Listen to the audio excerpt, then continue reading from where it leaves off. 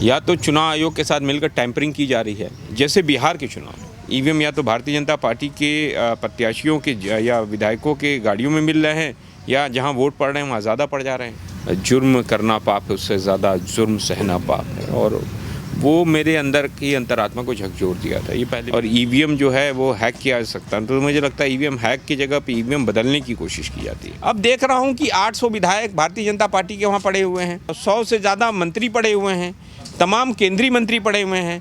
ये क्या है? तो मैं क्यों आया, मैं क्यों निकल के बाहर आया? कि निराश हुआ हूँ, उनकी नीतियों से निराश हुआ हूँ। मैं प्रबल प्रताप शाही हूँ और 9 जनवरी तक मैं भारतीय जनता पार्टी में था। गोरखपुर का निवासी हूँ और 9 जनवरी को आकर मैंने गाज़ीपुर बॉर्डर पर किसानों के बीच में आकर कृषि कानूनों के खिलाफ और किसानों के वाजिब हक में हमने बीजेपी छोड़ दी। जैसा मैंने पहले भी बताया था आपके इंटरव्यू में कि 13 दिसंबर को मैंने गोरखपुर में 2020 को गोरखपुर में मैंने एक प्रेस कॉन्फ्रेंस की थी किसानों के समर्थन में। तो जो उस समय की सत्ता को और पार्टी को नागवार गुजरी, तो मेरी बातों को सुनने की जगह पे उन्होंने चाहा कि मैं स्टेटमेंट बदलूं और अपनी बात को वापस लूं, तो मैंने वापस नहीं लिया। उसके पीछे कारण ये रहा, मैंने पहले भी बताया कि मेरे परदादा आज़ाद हिंद फौज में थे, तो वो भी एक कारण रहा कि मेरी अंतरात्मा का चोट रही थी। दूसरा, बाबा राम सिंह जी ने जो आत्महत्या की थी सिंघू बॉर्डर पे, और उन्होंने एक शब्द कहा था कि जुर्म करना पाप है, उससे ज़्यादा जुर्म सहना पाप है, और वो मेरे अंदर की अंतरात्मा को झकझोर दिया था। ये पहले भी मैंने इसके बारे में जिक्र किया था। ये सब कारण रहे, फिर मैंने आके छोड़ दिया। तब से मैं किसान आंदोलनों में हूँ। तो सर, अभी जैसे कि पश्चिम बंगाल समेत राज्यों में चुनाव हो रहा है, और पश्चिम बंगाल में ही हम बात कर रहे हैं, तो वहाँ पे टीएमसी और बीजेपी में जो कि आपसी वाद विवाद हो रहा है, और उसी के चलते ईवीएम मशीन जो कि बीजेपी में भी पकड़ी जा रही हैं और यहाँ टीएमसी विधायकों के यहाँ, नेताओं के यहाँ पे भी पकड़ी जा रही हैं, तो उस पर आपका क्या कुछ कहना है? देखिए, ये चुनाव आयोग जो है, मैंने पहले भी बोला है, चुनाव आयोग की जो चुनाव आयुक्त हैं जी, उनको अपने पहले के चुनाव आयुक्त हुआ करते थे TN शेषन जी, उनकी जीवनी पढ़नी चाहिए और उससे प्रेरित होकर, क्योंकि चुनाव आयोग पहले भी था, लेकिन जब TN शेषन जी आए तो उन्होंने बताया इस देश को कि चुनाव आयोग नाम का एक संगठन है, एक संस्था है जो देश में निष्पक्ष चुनाव कराना उसका काम है। तो उन्होंने बहुत सारे काम किए। उसके बाद जितने भी चुनाव आयुक्त आए उन्होंने उसका अनुसरण किया, और एक समय ऐसा था कि चुनाव आयोग से सारे प्रत्याशी पार्टियां घबराती थी, सरकारें घबराती थी। लेकिन अब जो है, मैं देख रहा हूं पिछले 5-6 सालों से चुनाव आयोग जो है वो धीरे धीरे उसकी धार कम होती जा रही है, और ईवीएम का चाहे इधर पकड़ना मिलना चाहे कहीं मिलना, वो ये बताता है कि चुनाव निष्पक्ष नहीं हो रहा है। चुनाव आयोग जो है वो निष्पक्षता के अनुरूप काम नहीं कर रहा है। अभी पता चला है कि आसाम में कोई ऐसी जगह है कि जहाँ पर 91 वोट हैं और 171 वोट पड़ गए। तो ये सबसे बड़ा प्रश्न चिन्ह ईवीएम पर भी उठने लगा है। जो पहले विपक्षी पार्टियां वो या तमाम सामाजिक संगठन के लोग कहा करते थे कि ईवीएम से बहुत बड़ा नुकसान होने वाला है इस देश के लोकतंत्र को, और ईवीएम जो है वो हैक किया जा सकता है, तो मुझे लगता है ईवीएम हैक की जगह पर ईवीएम बदलने की कोशिश की जाती है। तो ईवीएम लाया क्यों गया था? ईवीएम लाया इसलिए गया था कि बूथ कैप्चरिंग होती थी, तो मत पत्रों की बूथ कैप्चरिंग को रोकने के लिए ईवीएम लाया गया कि ट्रांसपेरेंसी रहेगी। लेकिन अब जो है ये देखा जा रहा है कि ईवीएम ही बदले जा रहे हैं। ईवीएम या तो भारतीय जनता पार्टी के प्रत्याशियों के या विधायकों के गाड़ियों में मिल रहे हैं, या जहां वोट पड़ रहे हैं वहां ज़्यादा पड़ जा रहे हैं। ये तो सवाल है। तो इन सब सवालों पर चुनाव आयुक्त को जवाब देना चाहिए, और मुझे तो लगता है कि नैतिकता के आधार पर चुनाव आयुक्त को इस्तीफ़ा दे देना चाहिए अगर वो चुनाव आयोग को सही से डील नहीं कर पा रहे हैं, चला नहीं पा रहे हैं। देखो, बाबा साहब अम्बेडकर ने संविधान लिखा था, और उनके साथ साथ 220 स्वतंत्रता संग्राम सेनानियों ने संविधान सभा में 2.5 साल की मेहनत के बाद संविधान बना, और उस संविधान के अंतर्गत जो है तमाम संस्थाएं बनाई गई, सरकारी संस्थाएं, इस देश के संविधान को चलाने, इस देश के लोकतंत्र को चलाने के लिए। उसमें ही चुनाव आयोग भी आता है, और इससे कहीं ना कहीं देश का लोकतंत्र कमज़ोर हो, भारत के संविधान पर भी ये डायरेक्ट अटैक है ये। अच्छा सर, आप बीजेपी में तो बहुत दिनों से रहे हैं, लेकिन सर बीजेपी ये अचानक भविष्यवाणी कैसे कर देती है कि दोनों राज्यों में हम फुल बहुमत से आ रहे हैं, इतना सीट हम जीत रहे हैं? सर क्या कारण? देखिए भाई, इसके पीछे कारण क्या है कि या तो ईवीएम बदला जा रहा है, या तो चुनाव आयोग के साथ मिलकर टैंपरिंग की जा रही है, जैसे बिहार के चुनाव में। बिहार के चुनाव में एक समय पर जो महागठबंधन था वो 130 सीटों पर दिखाया जा रहा था कि वो आगे बढ़ रही थी, और पहली बार ये हुआ कि जो पोस्टल बैलेट था वो एक बार काउंट हो जाता है, फिर दूसरी बार काउंट नहीं किया जाता है। और उन्होंने जब महागठबंधन के प्रत्याशी जीत गए और उन्हें ये बताया गया कि अभी आपको कुछ देर में सर्टिफिकेट दिया जाएगा, फिर उसके बाद रिकाउंटिंग करके, और वो भी पोस्टल बैलेट की काउंटिंग करके उन लोगों को हरा दिया गया।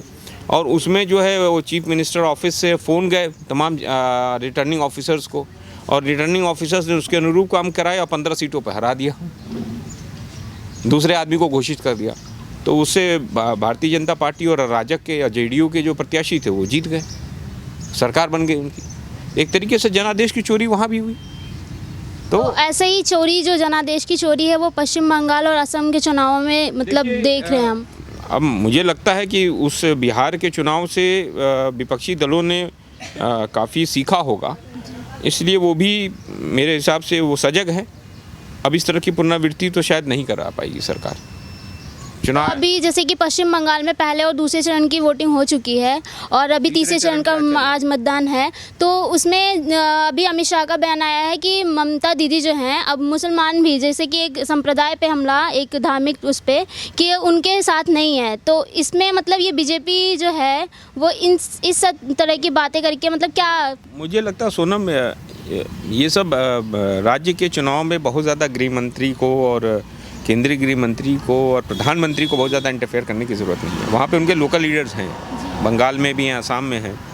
अब उनको जनमत मिल गया है 2019 में, उनको बहुत सारी उम्मीदों के साथ जनमत मिला 2019 में। उन्हें काम करना चाहिए, लेकिन वो काम करने की जगह पे अंबानी अडानी का काम कर रहे हैं। अब किसानों को देखिए, ये जितने लोग यहाँ बैठे हुए, मैंने पहले भी कहा था कि ये 99% या 95% जो इन बॉर्डरों पे बैठे वो उन्होंने नरेंद्र मोदी को वोट किया था, उन्होंने भारतीय जनता पार्टी को वोट किया, बड़ी उम्मीदों से किया, और उनसे निराश होकर वो अब आंदोलन कर रहे हैं। सबसे बड़ी दिक्कत ये है, इस सरकार की सबसे बड़ी उसको सोचना चाहिए कि जो लोग 2019 में उसके समर्थक थे आज उसके विरोधी बन गए हैं। ये कौन लोग हैं? ये सारे लोग जो है उसके वोटर रहे हैं। और आज मैं भी उनके साथ था, तो मैं क्यों आया, मैं क्यों निकल के बाहर आया? कि निराश हुआ हूँ, उनकी नीतियों से निराश हुआ हूँ। तो उनको तो पूरे राष्ट्र को चलाने की सत्ता मिली है, मतलब दिया गया है, जनमत दिया गया उनको उन सब बातों में। अब एक राज्य में किसी की सरकार बन जाए या ना बने, उससे क्या फ़र्क पड़ता है? कोई फ़र्क नहीं पड़ता है। तो पश्चिम बंगाल में जैसे कि अभी टीएमसी और बीजेपी में सारी चीज़ें चल रही हैं, उससे आपको क्या लगता है कि क्या वर्तमान में आज देखो देश के अंदर बीजापुर में जो घटना हुई, उसमें केंद्रीय सुरक्षा बल, जो बेचारे हमारे केंद्रीय सुरक्षा बल के जो किसान परिवारों के और आम परिवारों के बच्चे शहीद हुए हैं 24 के करीब, और काफ़ी घायल हैं, और एक आध को नक्सली अपहरित करके ले गए। ये बहुत ही बड़ी दुखद घटना है हमारे क्योंकि केंद्रीय सुरक्षा बल जो है वो गृह मंत्रालय के अंतर्गत आता है। तो गृह मंत्री जी को इन चुनावों में ना पढ़कर इन सब विषयों के बारे में सोचना चाहिए, गंभीरता से सोचना चाहिए, इस पर कार्य करना चाहिए।